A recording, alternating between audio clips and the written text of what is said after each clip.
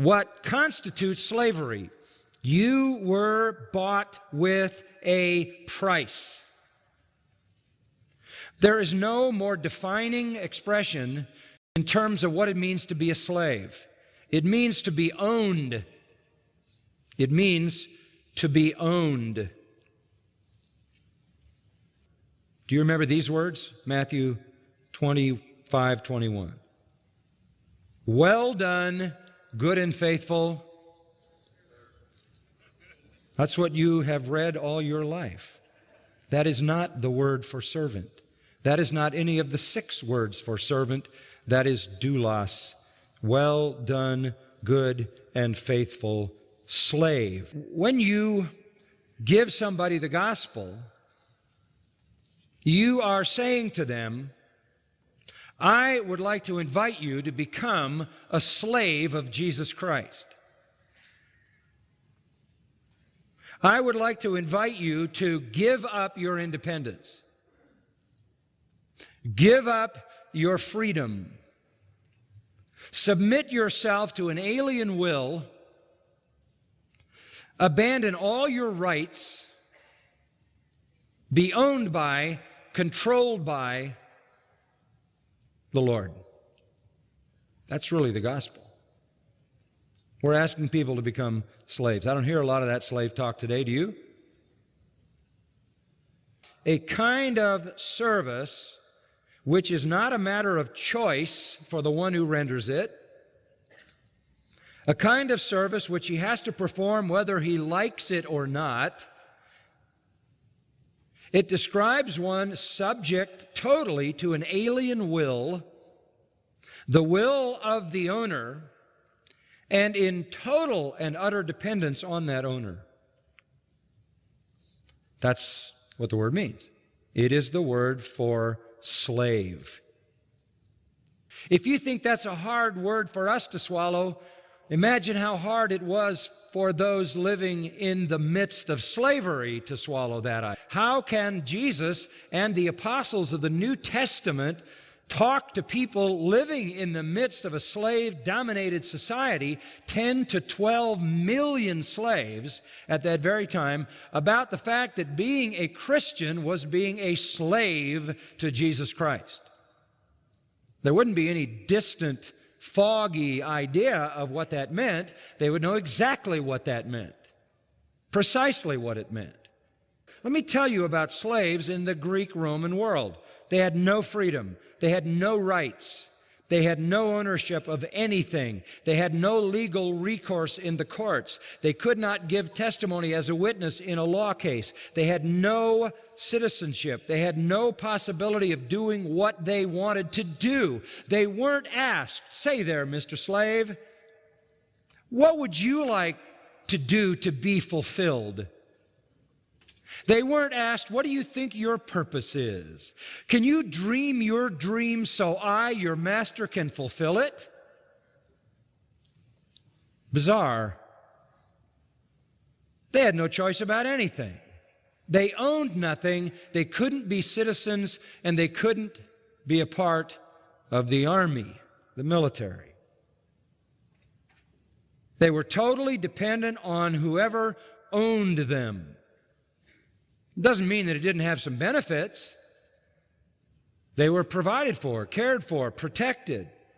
In many cases, treated kindly, compassionately, loved within families.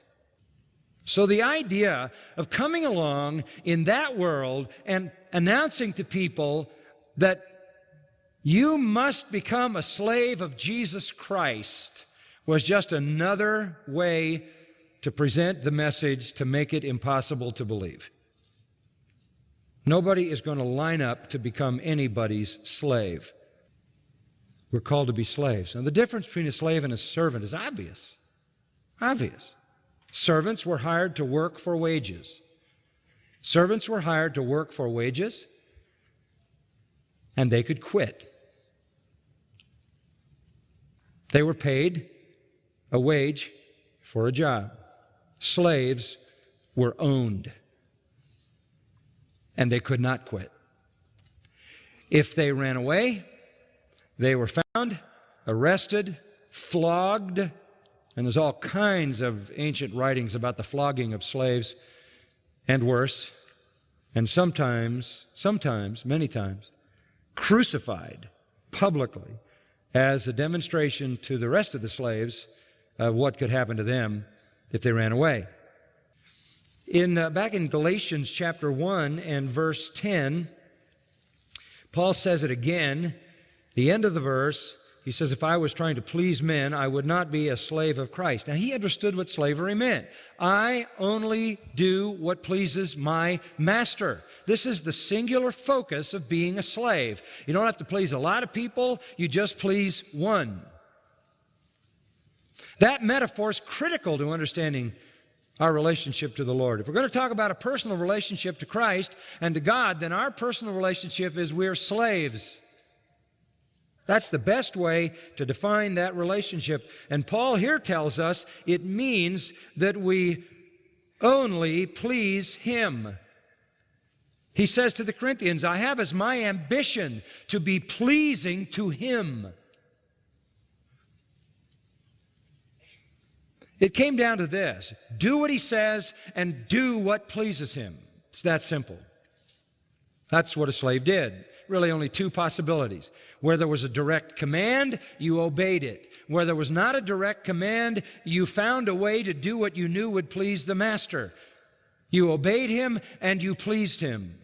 He says these familiar words, come now, you who say today or tomorrow we'll go in to such a city and spend a year there, engage in business, make a profit.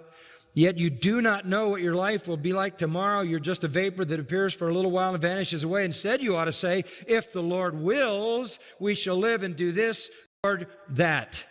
That's slave talk. That's what it means to be subject to an alien will. They were slaves in the past, they'll be slaves in the future, slaves in heaven. We're His slaves now who are being taught by the book of Revelation that these things will come to pass. We will never stop being slaves. Never. A servant could be hired and quit. A slave was owned. That means exclusive ownership because he was bought with a price. Does that sound like New Testament talk? 2, complete and constant availability and obedience. Complete and constant availability and obedience. 3, subject to one alien will. No man can be a slave to two masters, right? Impossible. You could have two employers. You could have a day job and a night job. But you can't have two masters who have total control over you because they both own you, and everybody knew that. That's why that statement is self-evident.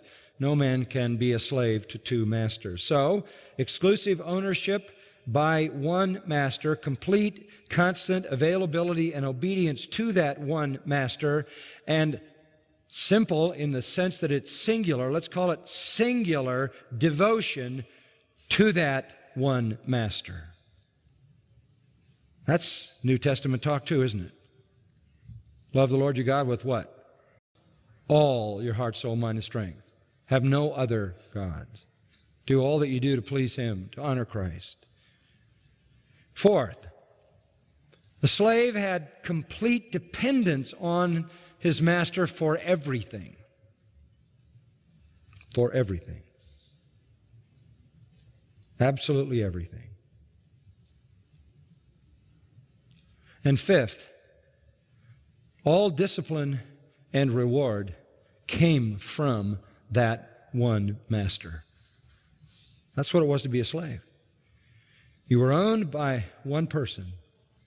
You were completely and constantly to be available and obedient to that one master. You had one consuming raison d'etre, reason to live, and that was to please that master, You were dependent on that master for absolutely everything. And all discipline and reward came at the discretion of that master. All of that is directly connected to what it means to be a slave of Jesus Christ. We are owned by Him because we've been bought with a price. We are in a position of complete and constant availability and obedience to that one master, to the degree that we can say, not my will, but thine be done. All the time. We are singular in our devotion, and that means we have no other master to obey and no other master to serve. And that's why the New Testament says you cannot, these are the words of Jesus, serve God and money. You can't serve God and anything else.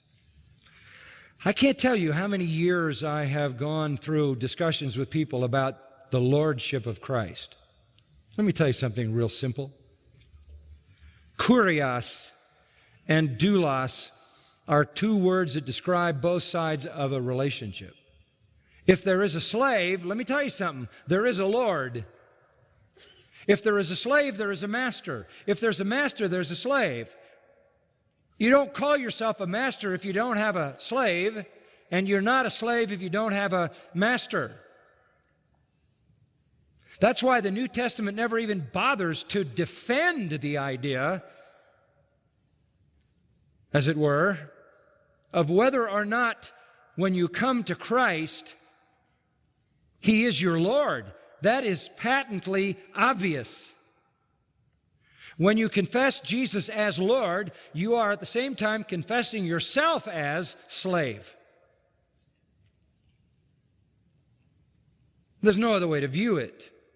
Kurios and doulos are the two sides of the relationship.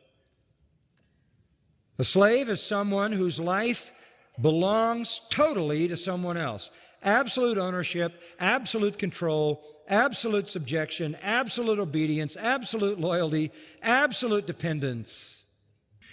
Now, if you don't grasp that idea of slavery, and a lot of us, we miss it because it's been hidden from our English text, it's hard for us to really understand the essence of what it is to be a Christian. You are a slave of Jesus Christ. You are owned. You have been purchased by His blood, Acts 20. You have been bought, not with silver and gold, but with what? 1 Peter 1:18 and 19, the precious blood of Jesus Christ. You have been purchased, Revelation 5:9. You have no independent rights. Slaves had no rights. Slaves owned nothing. They could not own their own property. In the eyes of the law, they were not citizens. They could hold no public office. They were completely under the discretion and the provision and the protection and the care and the abuse, in an earthly sense, of their owner. There was a great upside to being a slave of a benevolent, gracious, generous, kind, compassionate master. I can't think of a better life. If any man will come after me, let him deny himself. That's slave talk. That's slave talk. Take up his cross and follow me. It's the end of you. The end of your life. You're finished. It's over. You're done. You are now the slave of Jesus Christ. And it's not burdensome. Jesus said, take my yoke, because my yoke is what? Easy. And my burden is light. And you'll find rest. You're going to be a slave to someone. Being a slave to Jesus Christ is beyond any kind of slavery that anybody ever knew, because this master, listen to this one, makes us sons and gives us all the rights of his own sons. He adopts us into his family, calls us joint heirs with Christ, takes us to heaven, where we rule and reign from his own throne, and pours out all the lavish riches in his possession forever and ever and ever for our own unmitigated joy and his own glory. Who wouldn't want to be a slave under that master? What a joy to be a slave of Christ.